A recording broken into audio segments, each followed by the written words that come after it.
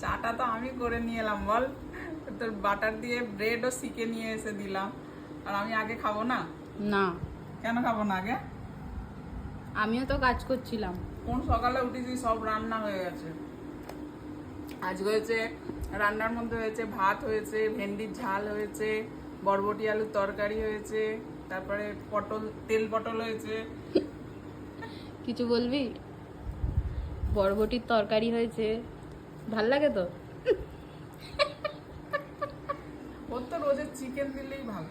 আমার সবকটা ফেভারিট, আমার বরবটি খেতেও ভাল লাগে, আমার ভেন্ডি খেতেও ভাল লাগে। আর ওর চিকেন হলে ভাবছি, আর চিকেন যদি না এনে দেয় আমি কি করে রান্না করবো?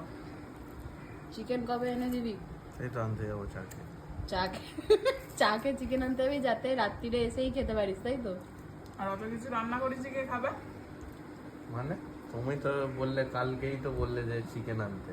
চিকেন আনতে সকালে এনে দিতে বলেছিলাম, আমি সকালে চিকেন রান্না করে দেবো বলেছিলাম। সকালে রান্না করতে হবে না, রাতে করবো। রাতে করবো? আমার খেয়ে দেয়ে কাজ নেই। রাতেই খাবো। ছাড়ো, শান্তি মাথায় আগে চাটা খেয়ে নাও, আমিও খেয়ে নিই।